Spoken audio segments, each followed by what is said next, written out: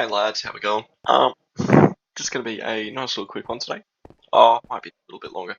Depends how I feel. It was a toss up. Some people wanted me to make some videos, and I got recommended um to make some videos as well.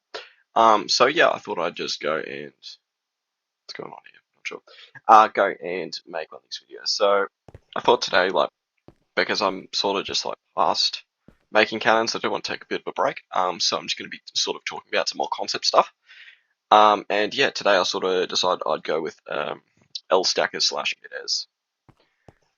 So I guess first to get set up, the trick with L stackers is they sort of work like an anti-grav. So anyone that's familiar with like old school anti-gravs know they don't have a Y guider, and instead they just let the TNT basically triangle up, and then they'd find a ratio without that, or with the Y, the continued Y velocity going up. So it sort of hit a wall and like slide up a little bit. So it's almost like a bit of like that one riff, I guess. Let's sort of show you what I'm talking about here.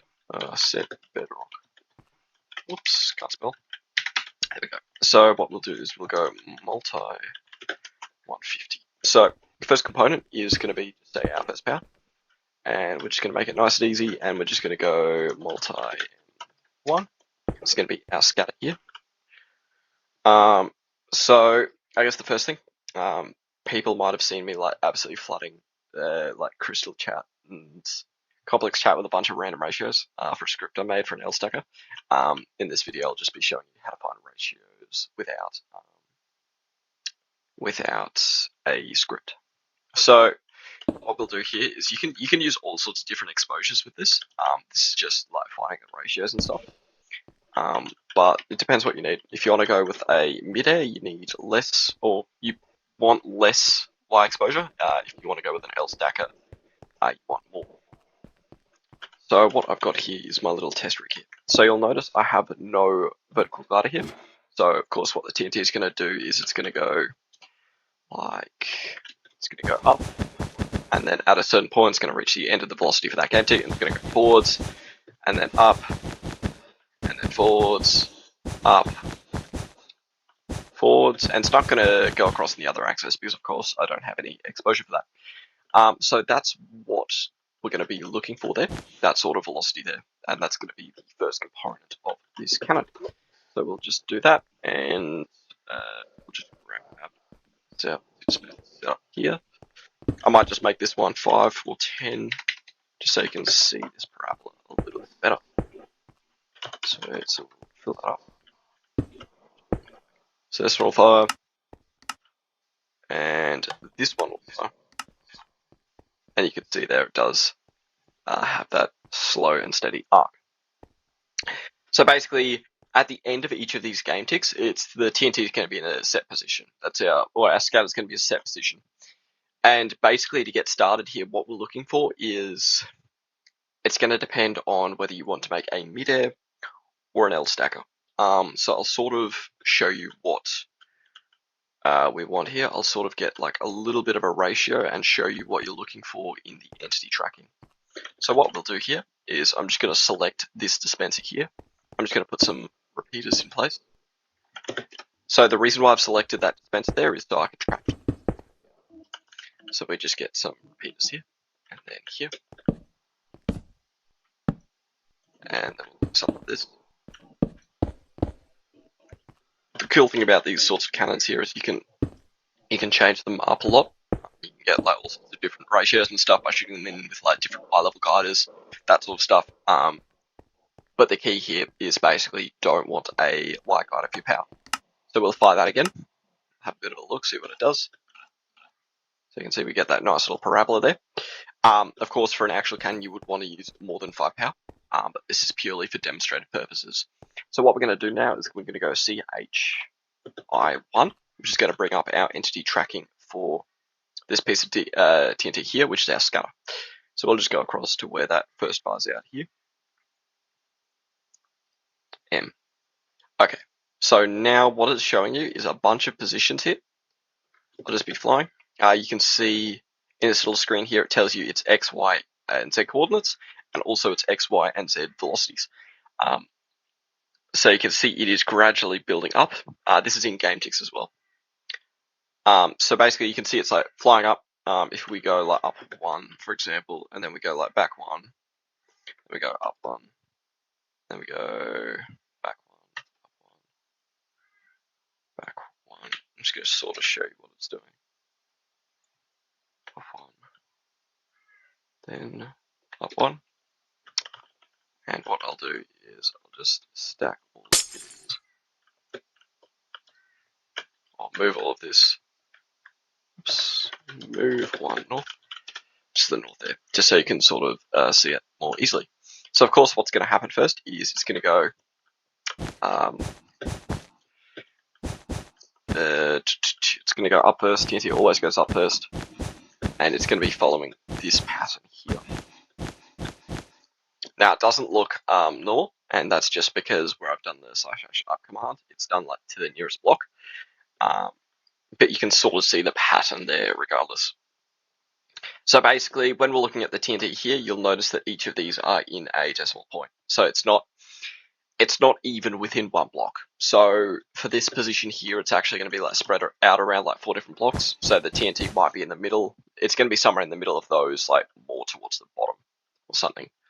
But basically, that's not what we want. What we are looking for in this case here is for the TNT to be in a very, very set position where it is within one block on the x-axis. So you can see here, if we hit T, you'll see that there's a little X here, where it says this location is within a block on the X or Z axis. That's what we're looking for. However, we're not looking for that one there because that is in our barrel. So what we're going to do is we're going to sort of go through all of these different locations here, and we're going to look for one where there is an X. And on the next page, I think I saw one earlier. There is. So over here, you can see on the X location there, it's 47062.50. So that is within that one block there. So if we go up 1, so the TNT is going to be about in there. So it's not going to be out here. It's not going to be out here. It's going to be centered somewhere within those 2 blocks there. So basically at this point, what you're going to want to do is write down that location, provided that you're happy with the velocities and you're happy with the amount of power, you're happy with the range. If you want more range, just add more power, keep adding 1 piece of power until you do find that that 1 by 1 on the X or Z axis that you really like, and then you can start to sort of set your hammer up around that. But say this is the range we want here. This is the block. What we need to do now is we need to have our hammer intercepted and explode in that same game tick, so that the hammer, depending on what we want to do with this, the hammer is somewhere around the piece of TNT. So I'm going to use orange wool here. And then bedrock. Okay, so at this point here, we found our 1 by 1. If it's a 1 by 1 you're happy with, you by no means should be using this setup. By the way, this is like 10 blocks range. You don't want this. At this point here, basically, it's up to you really. So you've sort of got the two different routes you can go down. I will make it known like these 2 things aren't going to work on complex, because I have cleared these out. But for more specialized cannons, this sort of applies as well. But for the most part, it's not going to work on complex. But I thought I'd teach it anyway. So what's going on here then is we have found this 1 by 1 in the X or Z axis. So now what we want to do is we want to sort of think about where we want to position our hammer around this. So I don't really want to get too deep into the timings in this video because I hate doing Midairs without a script. It's possible, it's just not fun. So what we're going to do from here is we're going to sort of think what we want. So the 2 options you can go with here is either an L stacker or a Midair. So a normal Midair is basically going to have the hammer explode about here. Now what this hammer is going to do is, if we imagine that this TNT here is still going forwards, at this point here, this TNT is going to have two velocities on it, so it's still going to have the positive X and the positive Y velocities. So I'm just going to get yellow wool to demonstrate the vectors. So say our velocities are looking a bit like that. If you've done vectors in school, you can also refer back to my my triangling video, I think. It's going to be the sum of these two vectors. So it's going to go up, across, up, across, up, across. So that's what we have that's what we're dealing with currently. Now, basically, what we want to do is we need to position our hammer in a way that it's going to explode to cancel out the forwards vector. For midair, we're going to want to cancel the forwards vector, and we are going to want to not have any. We don't want it to go backwards either.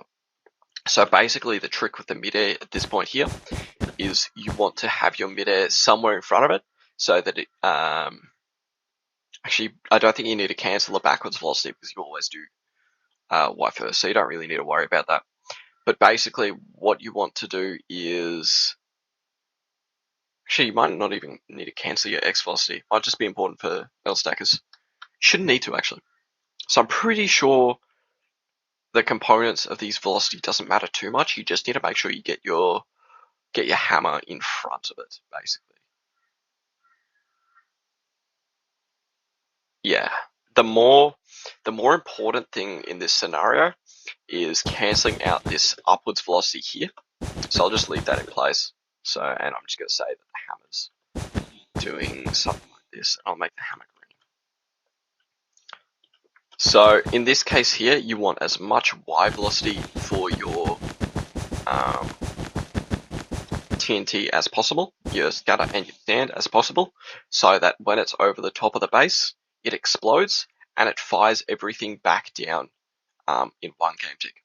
So you need everything to reach down the bottom in one game tick, and then it's just going to be stacking like an exactly normal cannon. This is for a midair. So yeah, that's sort of it for a midair. Nothing really to note apart from that. You're going to really struggle to go through walls of the midair. Basically, a midair is what you want if you just want to stack on someone's base wall. So that's like the first little scenario here. And the second scenario, I'll just build it straight behind, is we have this exact same 1x1 here. So I got this 1x1. And instead of having the hammer there to cancel out that velocity, although I'm not 100% sure that it matters anymore, to be honest. Double checking this all, and I think I might be like running on old beliefs. So it might not actually matter for midair, but it will matter for an L stacker. So in this scenario here, we've got our 1x1, lines up with our what we got for that cannon there. What we want to do now is position our hammer in a way that it actually gives a forwards velocity to this TNT here. So we want it to be up and back of our scatter. And basically what we're going to want to do here is we're going to want to shoot our scatter down X blocks. And then we are going to use the forwards velocity of the scatter being behind it to shoot it forwards a bunch more blocks. It's going to look like that. And now what's going to happen is the second game tick of the L stacker there is what you're going to be using to stack your sand. So you're not stacking in the first game tick, you're actually stacking in the second game tick. And basically what this is going to allow you to do is if you have a wall here, of course, if you cancel this vector, it's only going to have the down left to do. So it's just going to hit this wall here, and it's going to go down and stack that wall there. The power of an L stacker is the fact that you can shoot through walls forwards like this. So another big thing that I will get into very quickly, the reason why we're looking for a 1x1 here is so that we can shoot between two walls, and we'll end up being able to shoot through a hole like that. So basically what you'd be able to do is if they have a wall here, you can shoot down into this wall here, stack here, because of course you're going to have no forwards velocity here. If you've got a wall going down, you'll stack on this wall here, blow a hole through it, and then you can keep shooting forwards. So that's going to allow you to skip a bunch of walls through the base and be able to get to their core much more quickly by using an L stack like that. So yeah, that's why you want the 1x1 there. You want both of them to do a 1x1. It's especially important for a midair. If you're gonna like stack between their last wall and their base wall, you pretty much always need it doing a 1x1. And yeah, so that's basically what you're looking for there. I'll just go into like very quickly the how you want to set up your hammer for it. Very early on, when I was talking about tunneling and that sort of stuff, I did mention that the hammer explodes, or all TNT actually explodes one game tick ahead of it, like its final tick.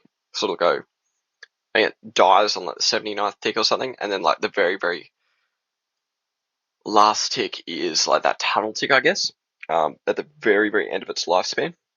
So the last position, like the last visual position of the TNT might be here, but it's actually going to explode way off here. So basically what I'm getting to here is the trick with this cannon is you need that hammer TNT to be exploding behind it. So basically you're not looking for the hammer TNT to intersect it in its last game tick. You're looking for it to intersect it basically in its tunnel game tick. So generally the easiest way you can do that is you have generally you'll do 2 powers with it.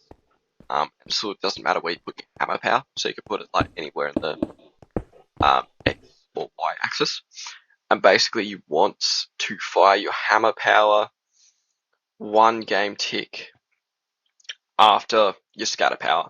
So basically your hammer power is going to be chasing your scatter power, and because it's 1 game tick behind, you want to have it on like a tiny bit more velocity, so it's going just a little bit forwards each time. And then in the very last game tick of your hammer, it's going to be dying about here. So it's going to be like, that's its like last visual game tick, I guess.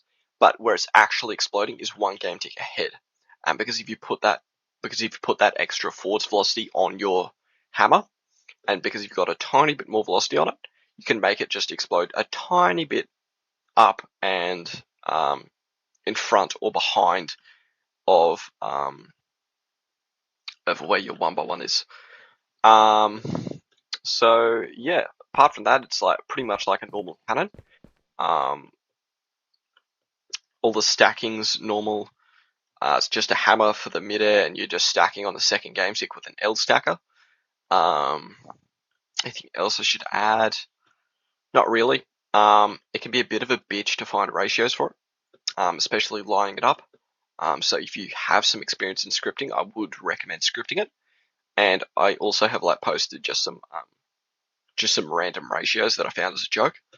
In fact, you can probably DM me on Discord if it's like random ratios like that as well.